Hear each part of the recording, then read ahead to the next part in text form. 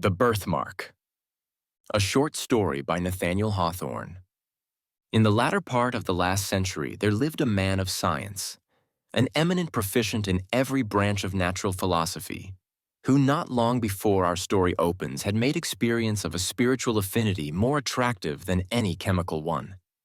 He had left his laboratory to the care of an assistant, cleared his fine countenance from the furnace smoke, washed the stain of acids from his fingers, and persuaded a beautiful woman to become his wife.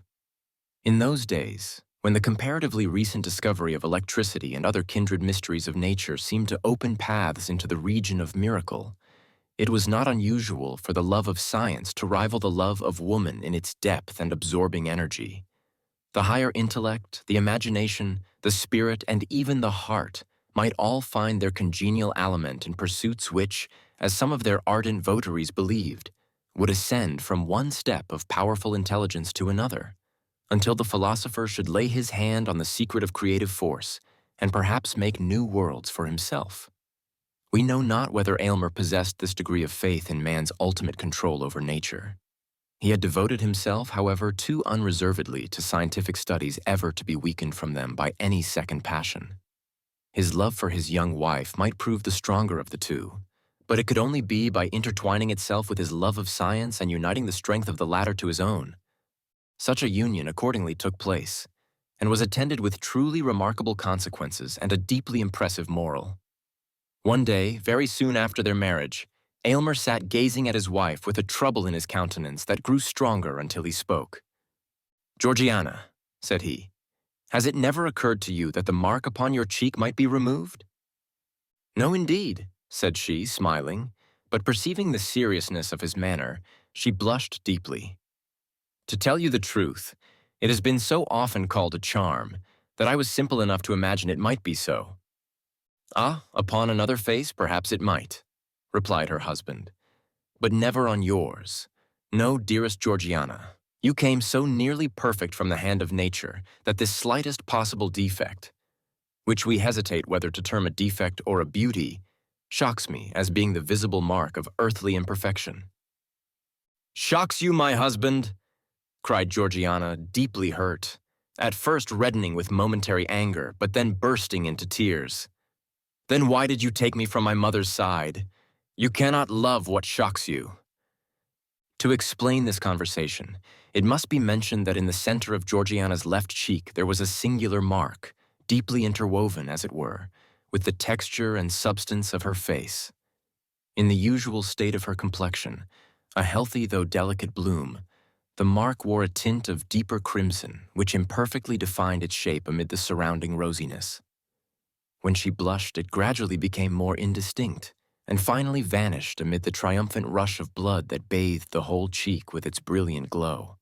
But if any shifting emotion caused her to turn pale, there was the mark again, a crimson stain upon the snow, in what Aylmer sometimes deemed an almost fearful distinctness.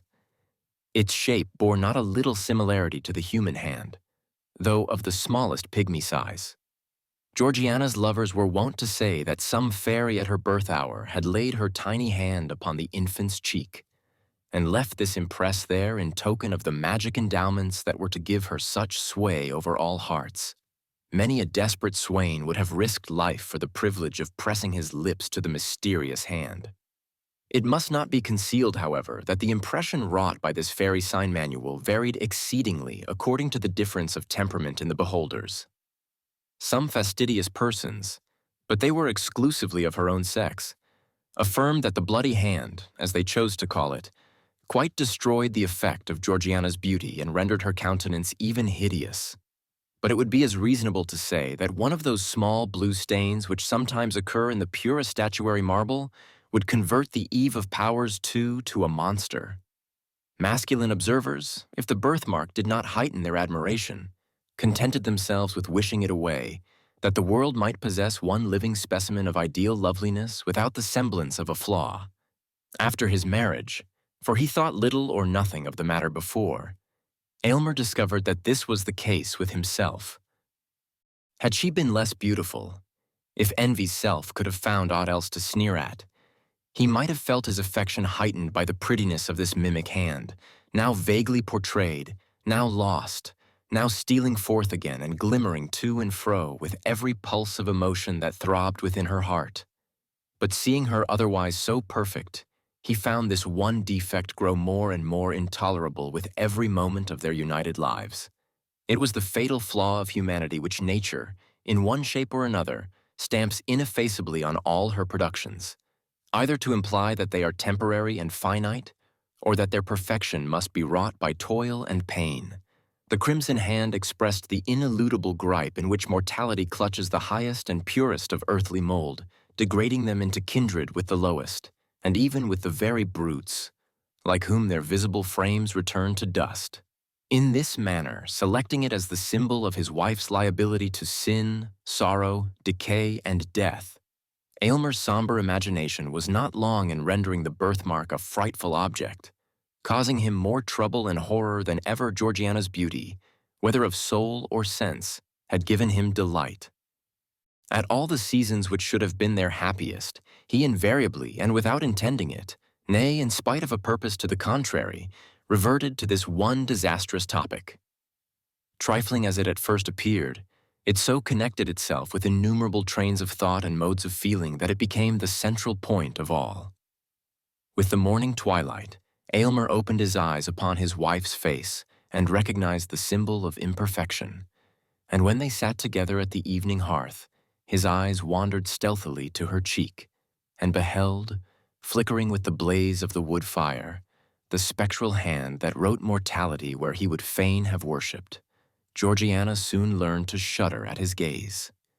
It needed but a glance with the peculiar expression that his face often wore to change the roses of her cheek into a death-like paleness, amid which the crimson hand was brought strongly out, like a bas-relief of ruby on the whitest marble. Late one night, when the lights were growing dim so as hardly to betray the stain on the poor wife's cheek, she herself, for the first time, voluntarily took up the subject. "Do you remember, my dear Aylmer?" said she, with a feeble attempt at a smile. "Have you any recollection of a dream last night about this odious hand?" "None, none whatever," replied Aylmer, starting, but then he added in a dry, cold tone, affected for the sake of concealing the real depth of his emotion, "I might well dream of it, for before I fell asleep, it had taken a pretty firm hold of my fancy." "And you did dream of it?" continued Georgiana hastily, for she dreaded lest a gush of tears should interrupt what she had to say. "A terrible dream. I wonder that you can forget it. Is it possible to forget this one expression? It is in her heart now. We must have it out. Reflect, my husband, for by all means I would have you recall that dream." The mind is in a sad state when sleep, the all-involving, cannot confine her specters within the dim region of her sway, but suffers them to break forth, affrighting this actual life with secrets that perchance belong to a deeper one. Aylmer now remembered his dream. He had fancied himself with his servant Aminadab attempting an operation for the removal of the birthmark, but the deeper went the knife, the deeper sank the hand, until at length its tiny grasp appeared to have caught hold of Georgiana's heart, whence, however, her husband was inexorably resolved to cut or wrench it away. When the dream had shaped itself perfectly in his memory, Aylmer sat in his wife's presence with a guilty feeling. Truth often finds its way to the mind close muffled in robes of sleep, and then speaks with uncompromising directness of matters in regard to which we practice an unconscious self-deception during our waking moments. Until now, he had not been aware of the tyrannizing influence acquired by one idea over his mind, and of the lengths which he might find in his heart to go for the sake of giving himself peace. "Aylmer," resumed Georgiana solemnly, "I know not what may be the cost to both of us to rid me of this fatal birthmark. Perhaps its removal may cause cureless deformity, or it may be the stain goes as deep as life itself. Again, do we know that there is a possibility, on any terms, of unclasping the firm gripe of this little hand which was laid upon me before I came into the world?" "Dearest Georgiana, I have spent much thought upon the subject," hastily interrupted Aylmer. "I am convinced of the perfect practicability of its removal. If there be the remotest possibility of it, continued Georgiana, let the attempt be made at whatever risk. Danger is nothing to rue, for life, while this hateful mark makes me the object of your horror and disgust. Life is a burden which I would fling down with joy. Either remove this dreadful hand, or take my wretched life. You have deep science. All the world bears witness of it. You have achieved great wonders. Cannot you remove this little mark, which I cover with the tips of 2 small fingers?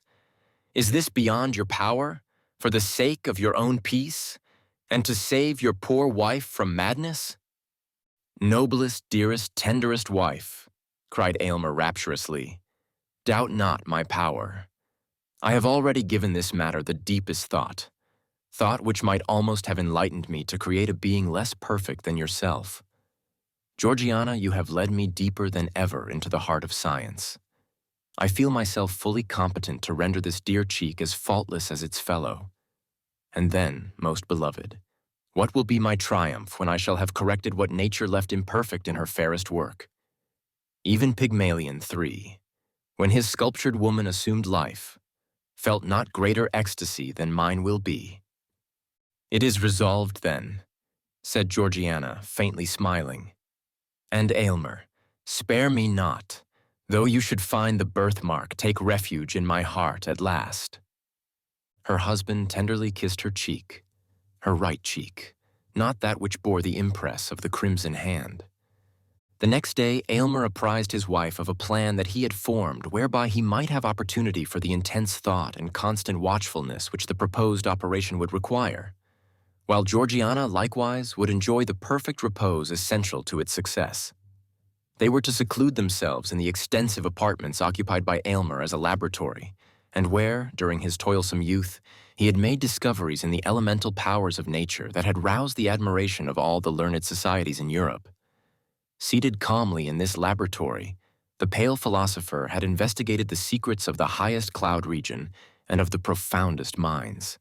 He had satisfied himself of the causes that kindled and kept alive the fires of the volcano, and had explained the mystery of fountains, and how it is that they gush forth, some so bright and pure, and others with such rich medicinal virtues, from the dark bosom of the earth. Here, too, at an earlier period, he had studied the wonders of the human frame, and attempted to fathom the very process by which nature assimilates all her precious influences from earth and air, and from the spiritual world, to create and foster man, her masterpiece. The latter pursuit, however, Aylmer had long laid aside in unwilling recognition of the truth, against which all seekers sooner or later stumble, that our great creative mother, while she amuses us with apparently working in the broadest sunshine, is yet severely careful to keep her own secrets, and, in spite of her pretended openness, shows us nothing but results. She permits us, indeed, to mar, but seldom to mend, and like a jealous patentee, on no account to make. Now, however, Aylmer resumed these half-forgotten investigations, not, of course, with such hopes or wishes as first suggested them, but because they involved much physiological truth and lay in the path of his proposed scheme for the treatment of Georgiana. As he led her over the threshold of the laboratory, Georgiana was cold and tremulous. Aylmer looked cheerfully into her face with intent to reassure her, but was so startled with the intense glow of the birthmark upon the whiteness of her cheek that he could not restrain a strong convulsive shudder. His wife fainted. "Aminadab! Aminadab!" shouted Aylmer, stamping violently on the floor. Forthwith there issued from an inner apartment a man of low stature, but bulky frame, with shaggy hair hanging about his visage, which was grimed with the vapors of the furnace. This personage had been Aylmer's under-worker during his whole scientific career, and was admirably fitted for that office by his great mechanical readiness, and the skill with which, while incapable of comprehending a single principle, he executed all the details of his master's experiments.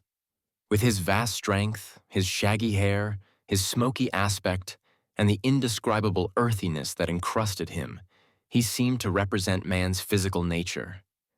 While Aylmer's slender figure and pale intellectual face were no less apt a type of the spiritual element. "Throw open the door of the boudoir, Aminadab," said Aylmer, "and burn a pastil."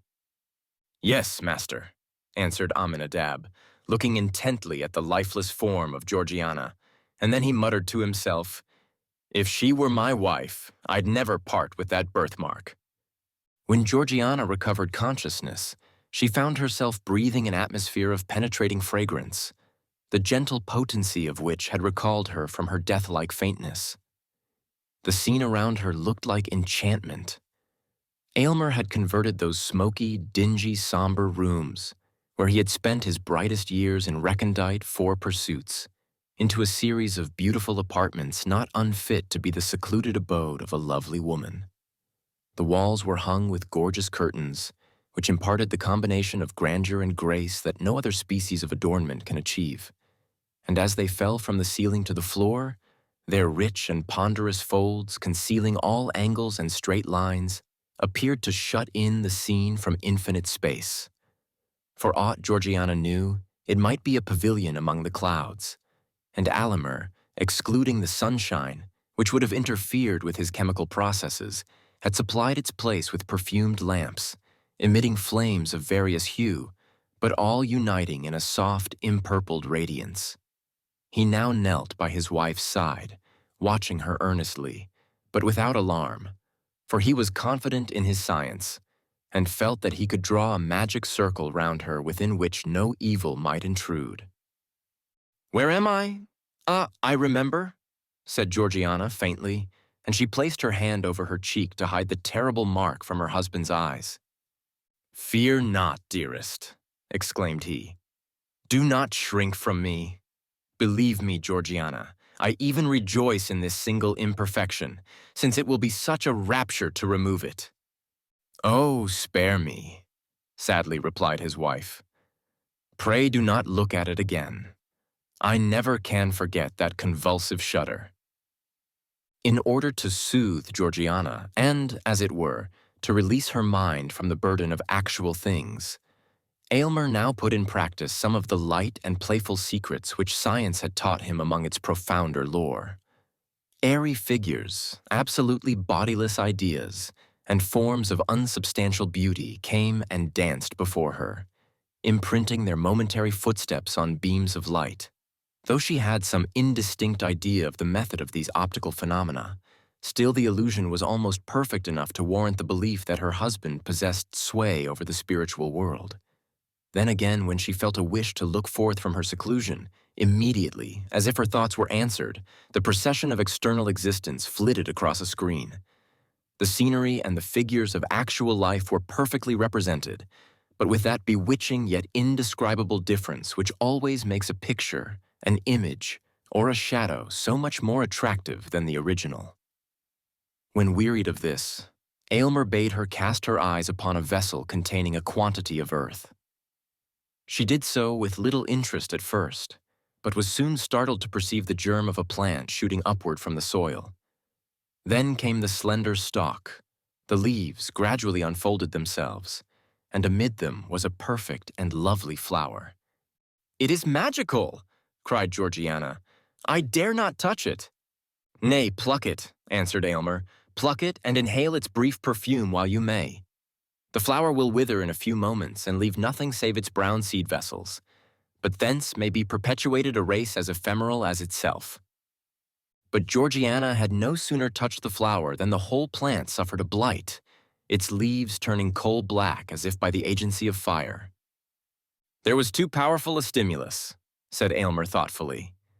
To make up for this abortive experiment, he proposed to take her portrait by a scientific process of his own invention. It was to be effected by rays of light striking upon a polished plate of metal. Georgiana assented, but on looking at the result, was affrighted to find the features of the portrait blurred and indefinable, while the minute figure of a hand appeared where the cheek should have been. Aylmer snatched the metallic plate and threw it into a jar of corrosive 5-acid. Soon, however, he forgot these mortifying failures. In the intervals of study and chemical experiment, he came to her flushed and exhausted, but seemed invigorated by her presence, and spoke in glowing language of the resources of his art.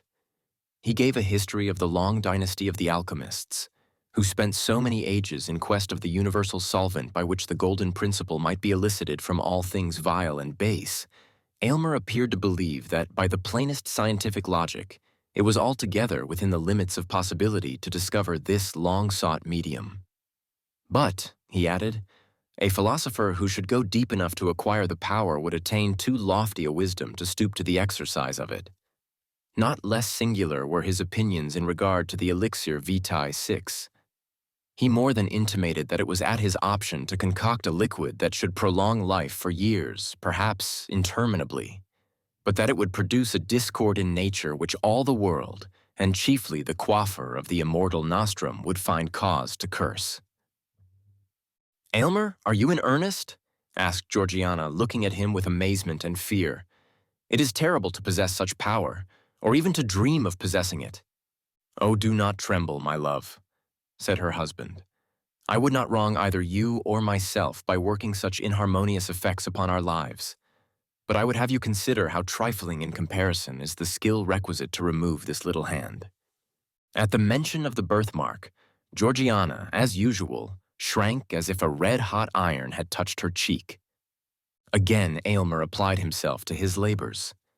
She could hear his voice in the distant furnace room giving directions to Aminadab, whose harsh, uncouth, misshapen tones were audible in response, more like the grunt or growl of a brute than human speech. After hours of absence, Aylmer reappeared and proposed that she should now examine his cabinet of chemical products and natural treasures of the earth. Among the former, he showed her a small vial, in which, he remarked, was contained a gentle yet most powerful fragrance, capable of impregnating all the breezes that blow across a kingdom. They were of inestimable value, the contents of that little vial, and as he said so, he threw some of the perfume into the air and filled the room with piercing and invigorating delight. "And what is this?" asked Georgiana, pointing to a small crystal globe containing a gold-colored liquid. "It is so beautiful to the eye that I could imagine it the elixir of life." "In one sense it is," replied Aylmer, "or rather, the elixir of immortality. It is the most precious poison that ever was concocted in this world. By its aid I could apportion the lifetime of any mortal at whom you might point your finger. The strength of the dose would determine whether he were to linger out years or drop dead in the midst of a breath. No king on his guarded throne could keep his life if I, in my private station, should deem that the welfare of millions justified me in depriving him of it." "Why do you keep such a terrific drug?" inquired Georgiana in horror. "Do not mistrust me, dearest," said her husband, smiling. "Its virtuous potency is yet greater than its harmful one. But see, here is a powerful cosmetic. With a few drops of this in a vase of water, freckles may be washed away as easily as the hands are cleansed. A stronger infusion 7 would take the blood out of the cheek and leave the rosiest beauty a pale ghost." "Is it with this lotion that you intend to bathe my cheek?" asked Georgiana anxiously. "Oh no," hastily replied her husband. "This is merely superficial. Your case demands a remedy that shall go deeper." In his interviews with Georgiana, Aylmer generally made minute inquiries as to her sensations and whether the confinement of the rooms and the temperature of the atmosphere agreed with her. These questions had such a particular drift that Georgiana began to conjecture that she was already subjected to certain physical influences, either breathed in with the fragrant air or taken with her food. She fancied likewise, but it might be altogether fancy, that there was a stirring up of her system, a strange, indefinite sensation creeping through her veins and tingling half painfully, half pleasurably at her heart.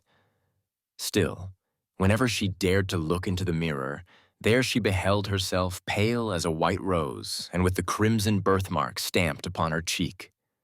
Not even Aylmer now hated it so much as she. To dispel the tedium of the hours which her husband found it necessary to devote to the processes of combination and analysis, Georgiana turned over the volumes of his scientific library. In many dark old tomes she met with chapters full of romance and poetry. They were the works of the philosophers of the Middle Ages, such as Albertus Magnus 8, Cornelius Agrippa 9, Paracelsus 10, and the famous friar who created the prophetic brazen head. All these antique naturalists stood in advance of their centuries, yet were imbued with some of their credulity, and therefore were believed and perhaps imagined themselves to have acquired from the investigation of nature a power above nature, and from physics a sway over the spiritual world. Hardly less curious and imaginative were the early volumes of the Transactions of the Royal Society, 11, in which the members, knowing little of the limits of natural possibility, were continually recording wonders or proposing methods whereby wonders might be wrought. But, to Georgiana, the most engrossing volume was a large folio from her husband's own hand, in which he had recorded every experiment of his scientific career, its original aim, the methods adopted for its development, and its final success or failure, with the circumstances to which either event was attributable. The book, in truth, was both the history and emblem of his ardent, ambitious, imaginative, yet practical and laborious life. He handled physical details as if there were nothing beyond them, yet spiritualized them all and redeemed himself from materialism by his strong and eager aspiration towards the infinite. In his grasp, the veriest clod of earth assumed a soul. Georgiana, as she read, reverenced Aylmer and loved him more profoundly than ever, but with a less entire dependence on his judgment than heretofore. Much as he had accomplished, she could not but observe that his most splendid successes were almost invariably failures, if compared with the ideal at which he aimed. His brightest diamonds were the merest pebbles, and felt to be so by himself, in comparison with the inestimable gems which lay hidden beyond his reach. The volume, rich with achievements that had won renown for its author, was yet as melancholy a record as over mortal hand had penned. It was the sad confession and continual exemplification of the shortcomings of the composite man, the spirit burdened with clay and working in matter, and of the despair that assails the higher nature at finding itself so miserably thwarted by the earthly part. Perhaps every man of genius, in whatever sphere, might recognize the image of his own experience in Aylmer's journal. So deeply did these reflections affect Georgiana that she laid her face upon the open volume and burst into tears. In this situation she was found by her husband. "It is dangerous to read in a sorcerer's books," said he with a smile, though his countenance was uneasy and displeased. "Georgiana, there are pages in that volume which I can scarcely glance over and keep my senses. Take heed lest it prove as detrimental to you." "It has made me worship you more than ever," said she. "Ah, wait for this one success," rejoined he. "Then worship me if you will. I shall deem myself hardly unworthy of it. But come, I have sought you for the luxury of your voice. Sing to me, dearest." So she poured out the liquid music of her voice to quench the thirst of his spirit. He then took his leave with a boyish exuberance of gaiety, assuring her that her seclusion would endure but a little longer, and that the result was already certain. Scarcely had he departed when Georgiana felt irresistibly impelled to follow him. She had forgotten to inform Aylmer of a symptom which for 2 or 3 hours past had begun to excite her attention. It was a sensation in the fatal birthmark, not painful, but which induced a restlessness throughout her system. Hastening after her husband, she intruded for the first time into the laboratory. The first thing that struck her eye was the furnace, that hot and feverish worker with the intense glow of its fire, which by the quantities of soot clustered above it seemed to have been burning for ages. There was a distilling apparatus in full operation. Around the room were retorts, tubes, cylinders, crucibles, and other apparatus of chemical research. An electrical machine stood ready for immediate use. The atmosphere felt oppressively close, and was tainted with gaseous odors which had been tormented forth by the processes of science. The severe and homely simplicity of the apartment, with its naked walls and brick pavement, looked strange, accustomed as Georgiana had become to the fantastic elegance of her boudoir. But what chiefly, indeed almost solely, drew her attention was the aspect of Aylmer himself. He was pale as death, anxious and absorbed, and hung over the furnace as if it depended upon his utmost watchfulness whether the liquid which it was distilling should be the draught of immortal happiness or misery. How different from the sanguine and joyous mien that he had assumed for Georgiana's encouragement. Carefully now, Aminadab, carefully, thou human machine, carefully, thou man of clay, muttered Aylmer, more to himself than his assistant. Now if there be a thought too much or too little, it is all over. Ho, ho, mumbled Aminadab. Look, master, look. Aylmer raised his eyes hastily, and at first reddened, then grew paler than ever on beholding Georgiana. He rushed towards her and seized her arm with a gripe that left the print of his fingers upon it. "Why do you come thither?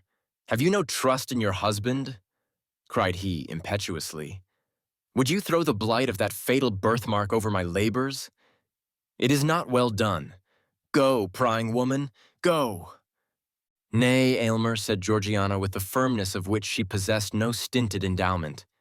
"It is not you that have a right to complain. You mistrust your wife. You have concealed the anxiety with which you watch the development of this experiment.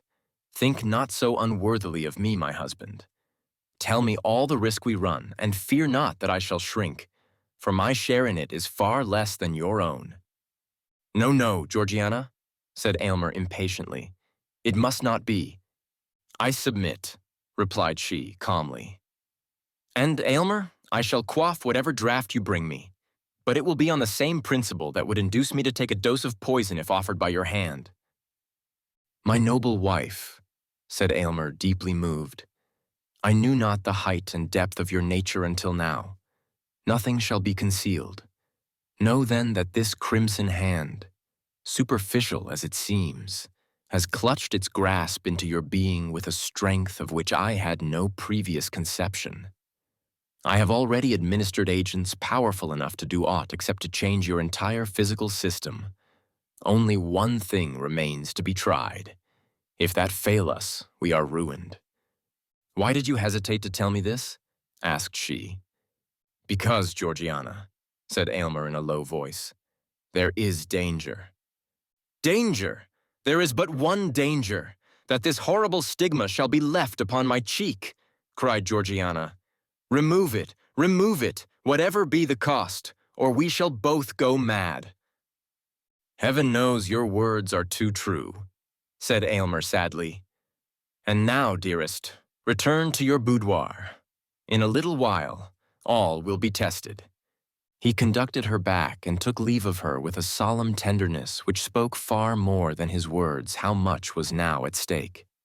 After his departure, Georgiana became wrapped in musings. She considered the character of Aylmer and did it completer justice than at any previous moment. Her heart exulted while it trembled at his honorable love, so pure and lofty that it would accept nothing less than perfection, nor miserably make itself contented with an earthlier nature than he had dreamed of. She felt how much more precious was such a sentiment than that meaner kind which would have borne with the imperfection for her sake, and have been guilty of treason to holy love by degrading its perfect idea to the level of the actual. And with her whole spirit she prayed that, for a single moment, she might satisfy his highest and deepest conception. Longer than one moment she well knew it could not be, for his spirit was ever on the march, ever ascending, and each instant required something that was beyond the scope of the instant before. The sound of her husband's footsteps aroused her. He bore a crystal goblet containing a liquor colorless as water, but bright enough to be the draught of immortality. Aylmer was pale, but it seemed rather the consequence of a highly wrought state of mind and tension of spirit than of fear or doubt. "The concoction of the draught has been perfect," said he in answer to Georgiana's look. "Unless all my science have deceived me, it cannot fail." "Save on your account, my dearest Aylmer," observed his wife. "I might wish to put off this birthmark of mortality by relinquishing mortality itself in preference to any other mode. Life is but a sad possession to those who have attained precisely the degree of moral advancement at which I stand. Were I weaker and blinder, it might be happiness. Were I stronger, it might be endured hopefully. But being what I find myself, methinks I am of all mortals the most fit to die." "You are fit for heaven without tasting death," replied her husband. "But why do we speak of dying? The draught cannot fail. Behold its effect upon this plant." On the window seat, there stood a geranium diseased with yellow blotches, which had overspread all its leaves. Aylmer poured a small quantity of the liquid upon the soil in which it grew. In a little time, when the roots of the plant had taken up the moisture, the unsightly blotches began to be extinguished in a living verdure. "There needed no proof," said Georgiana quietly. "Give me the goblet. I joyfully stake all upon your word." "Drink then, thou lofty creature," exclaimed Aylmer with fervid admiration. "There is no taint of imperfection on thy spirit. Thy sensible frame, too, shall soon be all perfect." She quaffed the liquid and returned the goblet to his hand. "It is grateful," said she with a placid smile. "Methinks it is like water from a heavenly fountain, for it contains I know not what of unobtrusive fragrance and deliciousness. It all lays a feverish thirst that had parched me for many days. Now, dearest, let me sleep. My earthly senses are closing over my spirit like the leaves around the heart of a rose at sunset." She spoke the last words with a gentle reluctance, as if it required almost more energy than she could command to pronounce the faint and lingering syllables. Scarcely had they loitered through her lips ere she was lost in slumber. Aylmer sat by her side, watching her aspect with the emotions proper to a man, the whole value of whose existence was involved in the process now to be tested. Mingled with this mood, however, was the philosophic investigation characteristic of the man of science. Not the minutest symptom escaped him. A heightened flush of the cheek, a slight irregularity of breath, a quiver of the eyelid, a hardly perceptible tremor through the frame. Such were the details which, as the moments passed, he wrote down in his folio volume. Intense thought had set its stamp upon every previous page of that volume, but the thoughts of years were all concentrated upon the last. While thus employed, he failed not to gaze often at the fatal hand, and not without a shudder. Yet once, by a strange and unaccountable impulse, he pressed it with his lips. His spirit recoiled, however, in the very act, and Georgiana, out of the midst of her deep sleep, moved uneasily and murmured as if in remonstrance. Again Aylmer resumed his watch, nor was it without avail. The crimson hand, which at first had been strongly visible upon the marble paleness of Georgiana's cheek, now grew more faintly outlined. She remained not less pale than ever, but the birthmark, with every breath that came and went, lost somewhat of its former distinctness. Its presence had been awful. Its departure was more awful still. Watch the stain of the rainbow fading out of the sky, and you will know how that mysterious symbol passed away. "By heaven, it is well nigh gone," said Aylmer to himself, in almost irrepressible ecstasy. "I can scarcely trace it now. Success, success, and now it is like the faintest rose color. The lightest flush of blood across her cheek would overcome it. But she is so pale." He drew aside the window curtain and suffered the light of natural day to fall into the room and rest upon her cheek. At the same time, he heard a gross, hoarse chuckle, which he had long known as his servant Aminadab's expression of delight. "Ah, clod, ah, earthly mass," cried Aylmer, laughing in a sort of frenzy. "You have served me well. Matter and spirit, earth and heaven, have both done their part in this. Laugh, thing of the senses. You have earned the right to laugh." These exclamations broke Georgiana's sleep. She slowly unclosed her eyes and gazed into the mirror which her husband had arranged for that purpose. A faint smile flitted over her lips when she recognized how barely perceptible was now that crimson hand which had once blazed forth with such disastrous brilliancy as to scare away all their happiness. But then her eyes sought Aylmer's face with a trouble and anxiety that he could by no means account for. "My poor Aylmer," murmured she. "Poor, nay, richest, happiest, most favored," exclaimed he. "My peerless bride, it is successful. You are perfect." "My poor Aylmer," she repeated, with a more than human tenderness. "You have aimed loftily. You have done nobly. Do not repent that, with so high and pure a feeling, you have rejected the best the earth could offer. Aylmer, dearest Aylmer, I am dying. Alas, it was too true. The fatal hand had grappled with the mystery of life, and was the bond by which an angelic spirit kept itself in union with a mortal frame. As the last crimson tint of the birthmark, that sole token of human imperfection, faded from her cheek, the parting breath of the now perfect woman passed into the atmosphere, and her soul, lingering a moment near her husband, took its heavenward flight. Then a hoarse, chuckling laugh was heard again. Thus ever does the gross fatality of earth exult in its invariable triumph over the immortal essence which, in this dim sphere of half-development, demands the completeness of a higher state. Yet, had Aylmer reached a profounder wisdom, he need not thus have flung away the happiness which would have woven his mortal life of the selfsame texture with the celestial. The momentary circumstance was too strong for him. He failed to look beyond the shadowy scope of time, and living once for all in eternity, to find the perfect future in the present.